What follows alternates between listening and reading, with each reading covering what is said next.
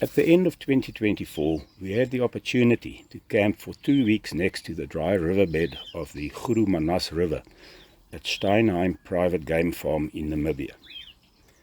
Within minutes of setting up camp, we noticed the interesting fluttering of an ashy tit in the acacia tree next to our tent. Another one appeared and then disappeared just as quickly. Only then did we notice the small hole in the trunk of the acacia tree. We have found the nest of an ashy tit breeding pair.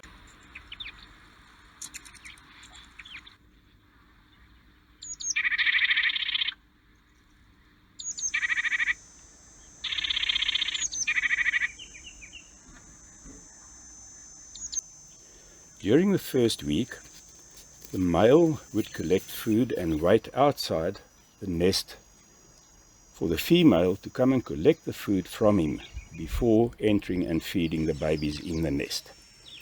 By the second week, the male and female were both collecting food and feeding the insects and worms as a healthy diet to the little ones, as well as sharing the task of removing fecal sacs from the nest.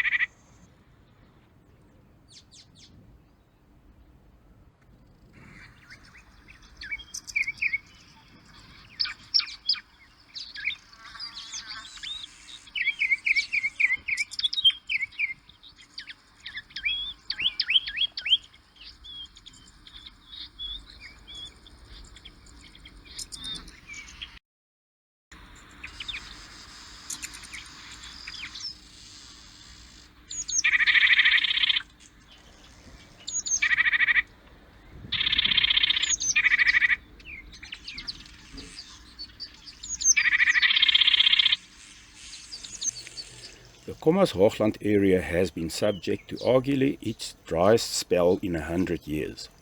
Great was the relief one afternoon when the heavens opened and even the river was subject to a flash flood. To our relief, the Tits were still going at it after the storm.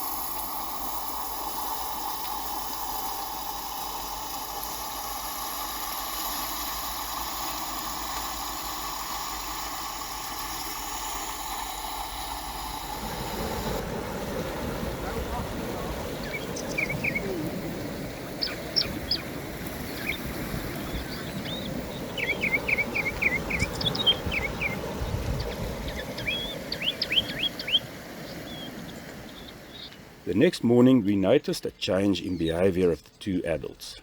Earlier on, the feeding carried on normally, but by 8:30, the adults would be sitting with food outside the nest, as if enticing the small ones to come out of the nest. Within minutes, a juvenile's head appeared and then the whole body, before flying from the nest, all within seconds.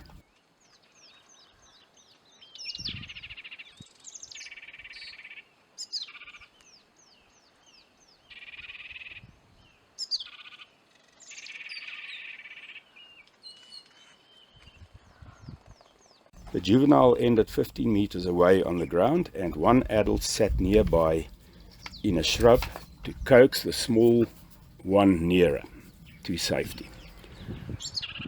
And a small while later, the second juvenile appeared, dropped a fecal sac, and then edged up the tree trunk to higher safety.